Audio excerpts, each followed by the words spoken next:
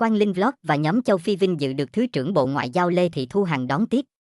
Chào các bạn, ngày 3 tháng 6 năm 2024, Quang Linh Vlog đã đăng tải một trạng thái trên trang cá nhân khiến nhiều người hâm mộ vui mừng. Dòng trạng thái anh viết, Team Châu Phi vinh dự được gặp gỡ Thứ trưởng Bộ Ngoại giao, chủ nhiệm Ủy ban Nhà nước về người Việt Nam ở nước ngoài Lê Thị Thu Hằng. Ngay sau khi đăng tải, bài viết đã thu hút hàng chục ngàn lượt thích và hàng ngàn lượt bình luận. Mọi người đã gửi những lời chúc mừng đến Quang Linh và các anh em trong Team Châu Phi. Những người đã có nhiều đóng góp thiện nguyện giúp đỡ người dân bản địa Angola trong việc làm nông nghiệp, xóa đói giảm nghèo. Phạm Quang Linh và nhóm của anh đã xây dựng trang trại trồng lúa, ngô, khoai, bí tại Angola. Họ chia sẻ kinh nghiệm, hướng dẫn người dân Angola về kỹ thuật nông nghiệp, tạo việc làm, xây dựng trường học, khoan giếng hỗ trợ nước sinh hoạt và xây dựng hệ thống điện mặt trời.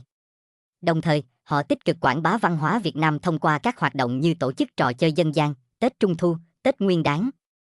Dạy tiếng Việt cho người dân sở tại và giới thiệu, hướng dẫn người bản địa làm các món ăn truyền thống của Việt Nam. Tại Việt Nam, nhóm cũng đã về các vùng sâu vùng xa hỗ trợ xây dựng các điểm trường, lớp học, cung cấp vật dụng như bảng, bàn, ghế, hỗ trợ vật chất như quần áo và hỗ trợ sinh hoạt phí cho các em nhỏ có hoàn cảnh khó khăn.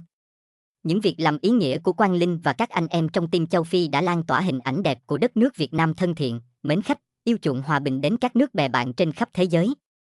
Nhóm cũng đã nhiều lần xuất hiện trên sóng truyền hình, như trong chương trình Gala Việt Tử Tế 2023 với chủ đề Trái tim mặt trời. Gần đây, Quang Linh và Team Châu Phi cũng đã xuất hiện trong một series phim truyền hình thực tế Điện Biên Phủ, góc nhìn từ Châu Phi của Quốc phòng Việt Nam. Sáng ngày 3 tháng 6, tại Hà Nội, Quang Linh và Team Châu Phi một lần nữa vinh dự được Thứ trưởng Bộ Ngoại giao, chủ nhiệm Ủy ban Nhà nước về người Việt Nam ở nước ngoài Lê Thị Thu Hằng có buổi tiếp nhân dịp nhóm về Việt Nam hoạt động thiện nguyện. Tại buổi gặp gỡ, anh Phạm Quang Linh thay mặt nhóm cảm ơn Thứ trưởng Lê Thị Thu Hằng và lãnh đạo Ủy ban Nhà nước về người Việt Nam ở nước ngoài đã dành thời gian tiếp các thành viên của nhóm. Anh cũng báo cáo với Thứ trưởng về hoạt động của nhóm trong thời gian qua và những hoạt động thiện nguyện tại Việt Nam. Quang Linh cho biết, sau khi đạt được kết quả đáng khích lệ trong mô hình trồng thử nghiệm lúa mùa mưa ở trang trại Việt Phi Farm của Linh Philip, mô hình này đã thành công tại vùng đồi núi Angola, mở ra một cuộc cách mạng lương thực mới giúp người dân bản địa xóa đói giảm nghèo. Nhóm đang tích cực hỗ trợ chuyển giao kỹ thuật và nguồn giống cho người dân địa phương. Tuy nhiên, việc trồng lúa ở Angola không đơn giản do thời tiết khắc nghiệt, nên không phải địa phương nào cũng có thể trồng được. Việc truyền đạt kiến thức và kỹ thuật trồng lúa đòi hỏi thời gian và sự kiên trì. Thứ trưởng Lê Thị Thu Hằng bày tỏ vui mừng được gặp gỡ Phạm Quang Linh và Team Châu Phi, đặc biệt là thành viên người Angola, anh Mati Lôi, một người trong team quay video của Quang Linh ở Angola. Thứ trưởng ghi nhận và đánh giá cao những hoạt động ý nghĩa mà Quang Linh và nhóm đã và đang thực hiện tại Angola cũng như ở Việt Nam. Thứ trưởng cho biết, những video clip của Quang Linh và nhóm thực hiện và chia sẻ không chỉ là những hình ảnh sống động và ý nghĩa về cuộc sống ở châu Phi, mà còn chứa đựng những câu chuyện nhân văn sâu sắc, tạo niềm tin và cảm xúc cho người xem, góp phần mang tới hình ảnh tươi đẹp, thân thiện của đất nước và con người Việt Nam ở châu Phi. Cùng với các hoạt động thiện nguyện, Quang Linh và nhóm đã nỗ lực quảng bá, lan tỏa văn hóa Việt Nam bằng nhiều hình thức đa dạng, phong phú. Tạo nhịp cầu hữu nghị kết nối nhân dân hai nước Việt Nam, Angola. Những việc làm ý nghĩa này của Linh và nhóm cũng truyền cảm hứng cho các bạn thanh niên trong nước và ở nước ngoài. Thứ trưởng Lê Thị Thu Hằng chúc Quang Linh và nhóm ngày càng ổn định, phát triển, đoàn kết, chung tay xây dựng cộng đồng người Việt tại Angola phát triển, vững mạnh và có nhiều hoạt động thiết thực hơn nữa hướng về quê hương, đóng góp vào công cuộc phát triển đất nước. Bà mong muốn nhóm sẽ tăng cường phối hợp với cơ quan đại diện và các tổ chức hội đoàn người Việt ở Angola để kết nối, đoàn kết bà con người Việt tại đây, thông qua việc giữ gìn, phát huy tiếng Việt, bản sắc văn hóa và các truyền thống tốt đẹp của dân tộc, góp phần lan tỏa văn hóa Việt Nam tới người dân sở tại và bạn bè quốc tế. Bên cạnh đó, Thứ trưởng cũng mong muốn sự tham gia tích cực của nhóm vào những hoạt động thường niên do Ủy ban Nhà nước về người Việt Nam ở nước ngoài tổ chức như chương trình Xuân quê hương, trại hè dành cho thanh thiếu niên người Việt Nam ở nước ngoài và đoàn kiều bào thăm quân dân huyện đảo Trường Sa. Angola là một trong những quốc gia châu Phi có khá nhiều người Việt Nam sinh sống, làm việc và có nhiều đóng góp cho nước sở tại. Thời gian gần đây, các hoạt động của Phạm Quang Linh và Team Châu Phi tại tỉnh Huambo, Angola đã nhận được những đánh giá tích cực của cộng đồng với những hoạt động về hỗ trợ phát triển nông nghiệp, quảng bá văn hóa và ẩm thực Việt Nam. Cộng đồng người Việt Nam tại Angola là cộng đồng lớn nhất ở châu Phi, sống đoàn kết, tương thân tương ái. Họ là những cầu nối hữu nghị đẹp của hai nước. Không chỉ duy trì quan hệ tốt với chính quyền sở tại mà còn có nhiều hoạt động công ích, hoạt động cống hiến xã hội, hỗ trợ phát triển tại các địa phương. Lãnh đạo các cấp của Angola đánh giá cao những đóng góp của họ đối với sự phát triển kinh tế xã hội của Angola nói chung và các địa phương nói riêng. Cuối tháng 8 năm 2023, Đại sứ Dương chính chức và một số cán bộ đại sứ quán cùng một số doanh nghiệp Việt Nam tại tỉnh Luanda và một số tỉnh đã tới thăm Huambo và thăm khu trang trại của Quang Linh. Đại sứ Dương chính chức rất vui khi được anh Lương Văn Tiến, Nguyễn Đông và nhóm nhiệt tình hỗ trợ nên đã hiểu hơn nhiều về những gì mà nhóm đang làm tại Huambo, với những hoạt động khá đa dạng và ý nghĩa. Quang Linh lập trang trại với các khu nương ao chuồng, trong đó có nhiều cây giống mang từ Việt Nam sang. Có nhiều người Angola làm việc trong trang trại.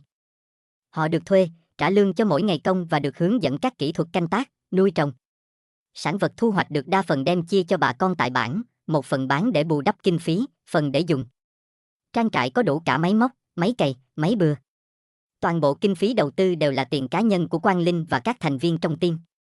Quang Linh còn lập những khu ruộng, trồng trọt, cấp giống và bàn giao lại cho người dân bản. Giáo dục cũng là lĩnh vực để lại ấn tượng sâu sắc. Các thành viên trong nhóm dùng tiền cá nhân và quyên góp để xây dựng các điểm trường.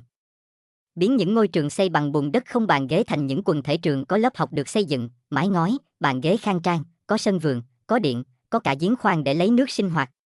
Trường xây xong được bàn giao cho các bản tự quản. Đại sứ Dương chính chức đánh giá cao những việc làm ý nghĩa của Quang Linh và team châu Phi. Ông nhấn mạnh rằng ai cũng có thể có cái tâm thiện, muốn giúp người khác, nhưng để chuyển những suy nghĩ tích cực đó thành hành động thực tế thì phải có nhiệt huyết và quyết tâm lớn. Những thành viên cộng đồng team châu Phi có đủ những yếu tố đó. Những việc họ làm thực sự là kỳ tích. Đó chính là sứ giả hòa bình của Việt Nam, là nhịp cầu hữu nghị kết nối nhân dân hai nước Việt Nam và Angola. Những hoạt động của Quang Linh và nhóm châu Phi không chỉ dừng lại ở việc giúp đỡ người dân địa phương ở Angola mà còn mở rộng tầm ảnh hưởng đến cộng đồng người Việt tại đây. Việc họ tạo ra một mô hình hỗ trợ nông nghiệp bền vững đã góp phần cải thiện cuộc sống của nhiều người dân, đồng thời lan tỏa văn hóa và giá trị tốt đẹp của Việt Nam. Sự thành công của mô hình này không chỉ là sự ghi nhận cho những nỗ lực không mệt mỏi của nhóm mà còn là niềm tự hào cho cộng đồng người Việt ở nước ngoài. Câu chuyện về Quang Linh và team châu Phi là một minh chứng rõ nét cho tình yêu thương và sự cống hiến không ngừng nghỉ.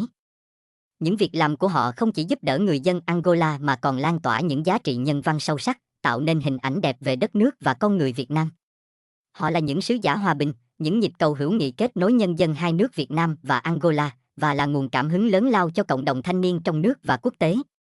Quang Linh và team châu Phi là minh chứng rõ ràng cho sức mạnh của lòng nhân ái và sự cống hiến không ngừng nghỉ. Những việc làm của họ không chỉ là những hành động cụ thể giúp đỡ cộng đồng mà còn truyền cảm hứng mạnh mẽ về tinh thần nhân đạo và sự kiên trì vượt qua khó khăn. Họ đã biến những ý tưởng tốt đẹp thành những hành động thực tế, mang lại lợi ích thiết thực cho người dân địa phương và góp phần quảng bá văn hóa Việt Nam.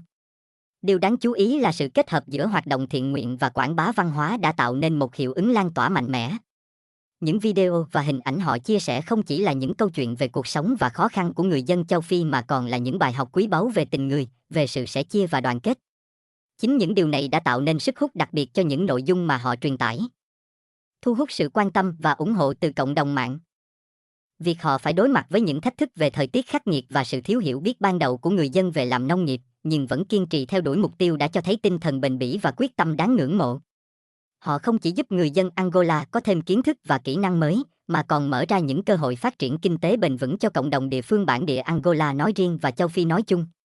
Sự ghi nhận và đánh giá cao từ Thứ trưởng Lê Thị Thu Hằng là những lời khích lệ và động viên to lớn cho Quang Linh và nhóm.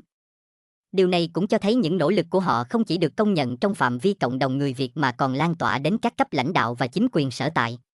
Quang Linh và team châu Phi là tấm gương sáng về tinh thần cống hiến và lòng nhân ái. Họ đã và đang làm những việc đầy ý nghĩa, không chỉ giúp đỡ người dân Angola mà còn góp phần xây dựng hình ảnh đẹp về đất nước và con người Việt Nam.